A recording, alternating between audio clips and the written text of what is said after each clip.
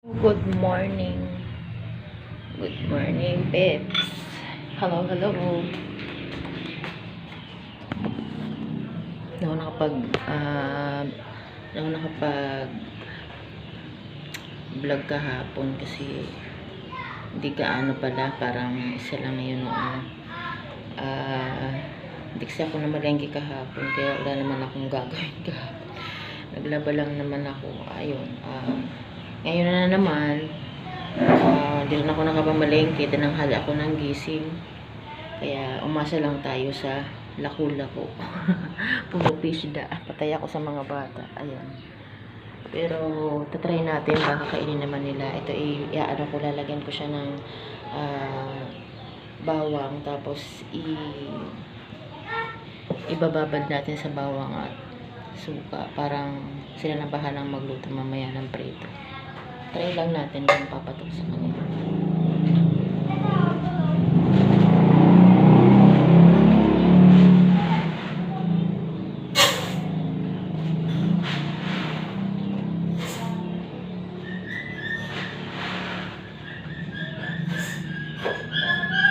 Magluto na tayo ng ng mga sinain para sa aso at para sa amin.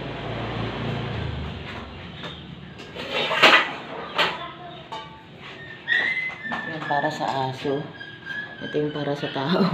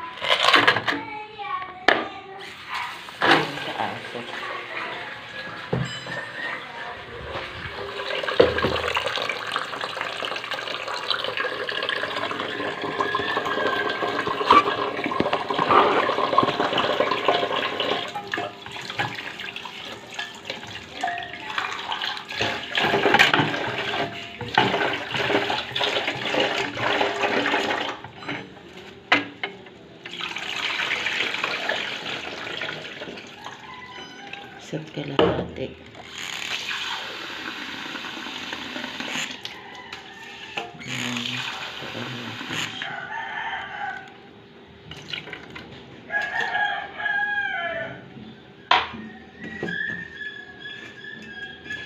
Wait lang, sana na natin.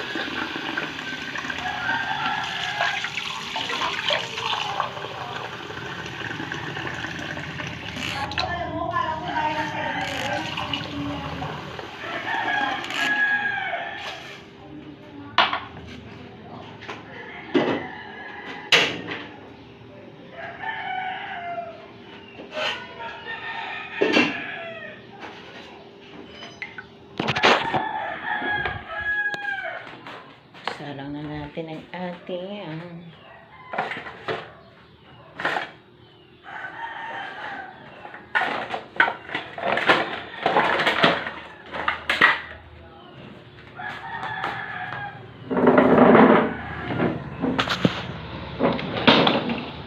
aga-agang init na, grabe.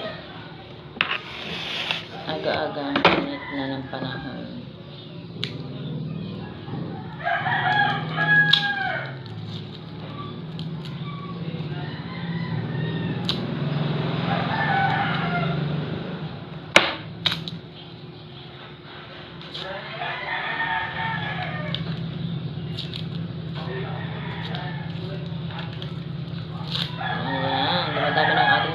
subscribers. Nasa 800 mahigit na tayo. Tingnan nga natin, silipin natin ang ating YouTube. Makita natin ang ating wait. Marami na tayo. Salamat sa mga bagong nag-subscribe. Ayun. Shoutout tayo mamaya. Meron tayong mga napapasubscribe. Iba-ibang lugar. Meron sa Batangas, sa Bulacan, sa Manila, sa QC. Kalat-kalat.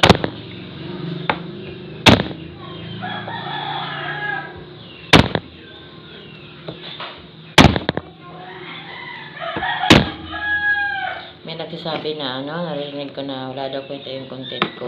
O di wag kayong kumain. Ano lang yun eh. Luto-luto kain. O di wag kayong kumain. Hindi pala importante pagluluto eh. Small nyo yung pagluluto. Hindi yun naman ang ninyo. Araw-araw na gagawin. Kakain, luluto. Alam nyo mga kabibilab, yung nanay nga ni Tan Felix, artista na yun, pero nagre-reels pa rin yun. Alam mo kung anong content niya, luto-luto, luto kain. Kaya wag kayo nang i-small na mga content creator na masyadong yung nagluluto-luto lang. Tapos ninyo, parang baba ng tingin ninyo. Wala kayong pakialam. Basta kanya-kanya lang yan. Importante totoo ka sa sarili mo kung ginagawa mo. Ganun yun. Hindi mo kailangan trying hard ng kung ano-ano para lang mapansin, di ba? Maraming mga taong mga gustong i-down ka, pangisi-ngisi sa content mo kasi ganyan lang kaya mo. Bakit? Yung mga nga dyan mga sikat pang mga nag-YouTube din nagre-reels din, Diyos ko. Marami lang talagang ngayon sa mundo. Kahit nga si Diwata, binabash nila kahit wala namang ginagawang masama sa kanila si Diwata. Yan ang Pinoy. Yan ang sakit ng mga Pinoy. May kaingitera ba? Gitero. Mga hindi naman naiinialam sa content ng ibang tao. Hindi kasi ako trying hard na magta-trying hard ako. Ito yung realidad ng buhay ko. Dito lang din iko-content ko. Wala naman pakalam sa mga nega ninyo. Bahala ka. Waste of time. Basta ako nakapokus lang sa buhay ko at buhay ng pamilya ko. Diba? Hindi ko naman niluluto yung menu ninyo eh. Hindi naman kami nandudukot ng lulutuin dyan sa bahay ninyo. Wala kayong pakialam sa gusto ko at sa content ko. Doon ako mahaligaya sa pagluluto eh. Tsaka yun ang kaya ko eh. Yun ang ko eh. Diba? Lagyan natin ng bawang. Lagyan natin ng magic sarap. At tsaka yung ng suka, asin. Ayun, asin. Kunting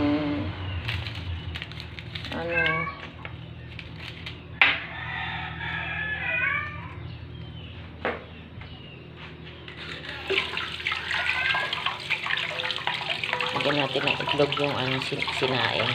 Favorite ng tanong ko. Ay, oh shit. OMG. Init siya. Wait lang,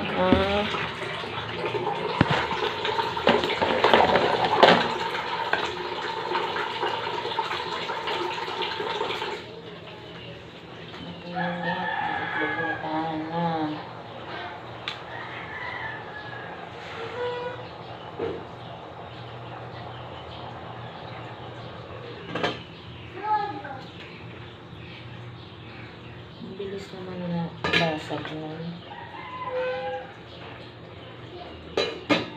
Kunting basag.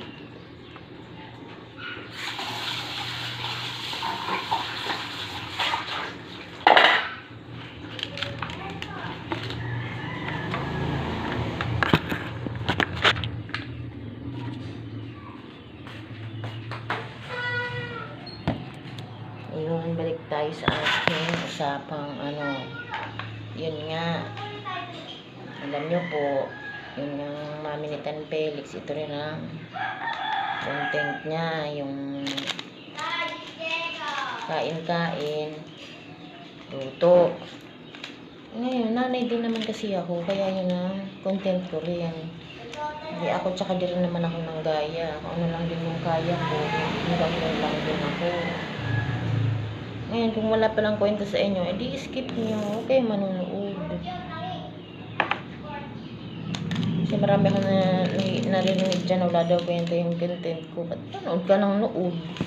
Wala palang kwenta. So naman, ang Pinoy nga naman. Alam mo yung mga nang-aano lang sa akin, dito lang sa paligid. Yung mga asar ba, mga inggitera na walang ginawa kundi makialam sa buhay ko. Wala akong pakialam sa inyo, ha? Ito lang tandaan ninyo. Hindi kami nanghihingi ng bigas sa inyo at asin. Hindi kami nanghihingi ng kakainin namin sa inyo. Wala akong tatandaan ninyo, ha? Kahit anong galit niyo sa amin, wala kami pakialam sa inyo. Dahil hindi kami kumakatok sa bahay ninyo para manghingi ng iluluto namin. Yun lang, good vibes lang. Inaasaran naman ako ng mga nasa paligid ko dito. Diyos ko po. Wala kayong magawa sa buhay niyo, pakamatay kayo.